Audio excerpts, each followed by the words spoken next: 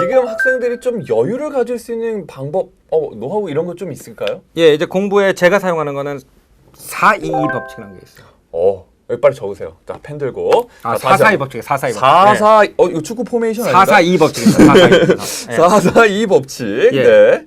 이게 이제 제가 그 시간을 나누는 방법인데요. 이건 네네. 이제 제가 이제 한참 공부 때문에 힘들어할 때 그 공부를 굉장히 잘하는 친구가 있었는데 네. 그 친구 아버지가 뇌과학자였어요. 그래서 그 친구가 이제 알려준 건데 그래서 굉장히 이제 과학에 근거되어 있는 내용이에요. 아주 신빙성 있는 겁니다. 예, 그래서 이 분이 이제 한 얘기가 이겁니다. 자, 내가 예를 들어서 10이라는 시간이 있다. 네.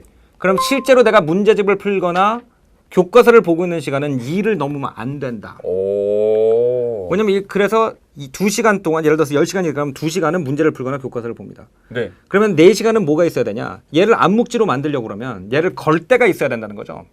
그 걸 때가 뭐냐? 배경 지식이죠. 네네. 그렇기 때문에 예를 들어서 내가 세종대왕에 대해서 오늘 배웠다. 네. 그러면은 그 세종대왕이 어떤 옷을 입고 어느 궁전에 살았고 어떻게 생긴 가마를 타고 다녔기를 알면 그게 기억에 더 많이 박히기 때문에 그쵸. 그 관련된 사극을 보거나 그 관련된 만화책을 보거나 거기에 관련된 그림을 보거나 경복궁을 가보거나 이런 거를 하는 시간이 4가 돼야 된다. 더 많군요, 시간이. 그렇죠. 그거가 4가 돼야지 내가 배운 게 머릿속에 걸린다는 거죠. 나머지 2가 걸린다. 이제 걸어놨으면 이 걸어놨어가지고 풀칠을 해놨죠. 그럼 네. 풀이 말을 시간을 줘야겠죠. 그렇죠. 그게 4입니다. 놀아야 됩니다. 아, 논다. 예. 그래서 그 442 법칙이라는 게 우리는 거꾸로일 거라고 생각하죠. 8을 네네. 공부하고 2를 휴식한다. 그게 그쵸. 아니라는 거예요. 2를 공부하고 4는 그 내가 지금 막 배운 그 단편적인 지식을 다각화시키는 데 써야 되고 그 다음에 다각화시킨 다음에는 4는 쉬면서 놀아야 되는데 여기 이제 중요합니다. 학생들이 막 놀라 그러니까 좋아할 수도 있어요. 아니면 혼난다는 생각이 하는데 이 노는 시간에 절대로 텔레비전을 보거나 인터넷을 하면 안 돼요. 아. TV를 왜냐면은 보거나 인터넷을 한 건 노는 게 아니다. 뜨끔 거죠. 왜냐? 이 논다, 이 사라는 논다는 게요. 이제 그건 거예요.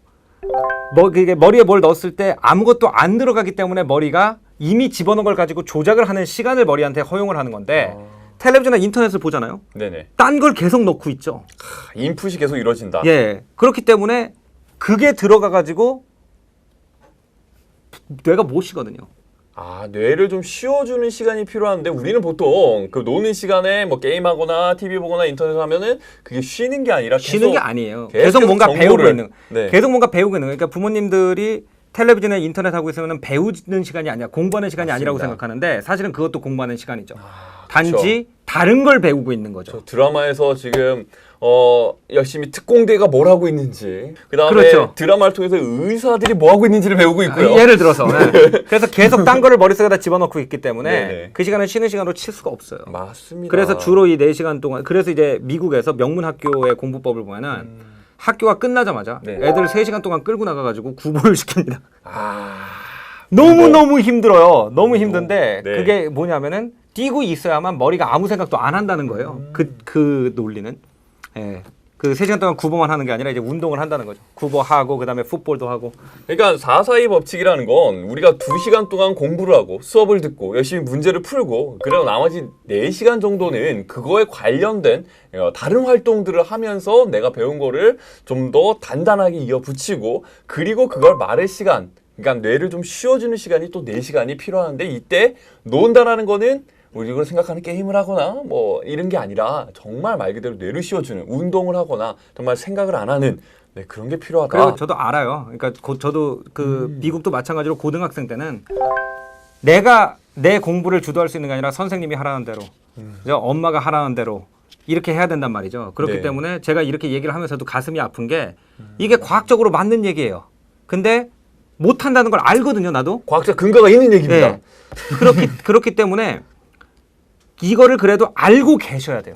네. 알고 계셔야 내가 잘못하고 있다는 거라도 인지를 하고 그 다음에 대학에 가서 더 긴 비전을 보고 부모님이나 선생님들이 알아서 해라고 그랬을 때 그때 알아서 할 수가 있다는 겁니다. 근데 여러분들이 이게 되게 좀 우리나라에 맞지 않는 것 같다라고 생각하는 친구 있을지 모르겠지만 저는 지금 우리나라 학교에서 가르치고 있잖아요. 근데 우리나라도 입시가 이런 식으로 좀 많이 변화되어 가는 것 중 하나가 학생부 종합전형이라고 볼 수가 있어요. 여러분들이 수업 시간에 2시간 동안 들은 걸 가지고 끝내는 게 아니라 과목 세특에다가 그걸 듣고 내가 거기서 뭐가 관심 있는 거, 거기에 대해서 추가적인 활동을 해서 세특해서 넣으라는 겁니다. 그리고 대학에서는 그걸 보고 아, 얘가 정말 이 분야에 관심이 있겠구나 라고 이제 생각을 할 수 있는 거고요. 그리고 저도 쉬는 시간 이때 절대 게임하지 마라. 너희들 게임하면 이거 뇌가 모셔서 오히려 더 피곤해진다라고 계속 강조를 하거든요. 이게 정말 과학적으로 근거가 있는 얘기였다는 걸 저는 오늘 깨닫고 간 게 너무나 뿌듯합니다. 네, 내 질문 그렇습니다. 계속 잘린다라고 하는 학생 다시 한 번만 쳐주세요. 저렇게 열심히 질문하시는 분은 공부 의지가 약할 때. 자, 공부의 의지가 약해질 때는 딱 이걸 하면 됩니다. 뭘 해야 되냐면요. 아무도 없는 데 가세요. 핸드폰도 들고 가지 말고 아무것도 없이 아무도 없는 데 가가지고 1시간만 가만히 앉아있다 보면은 자기가 뭔가 하고 싶은 게 생겨요. 너무 심심해서.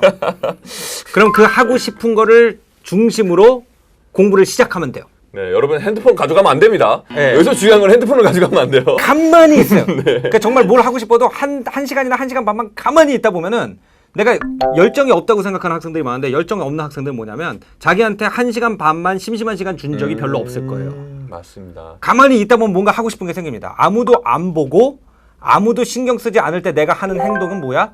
내가 좋아하는 행동인 거예요, 그게. 네, 굉장히 중요한 얘기. 한번 꼭 해보시길 바랍니다.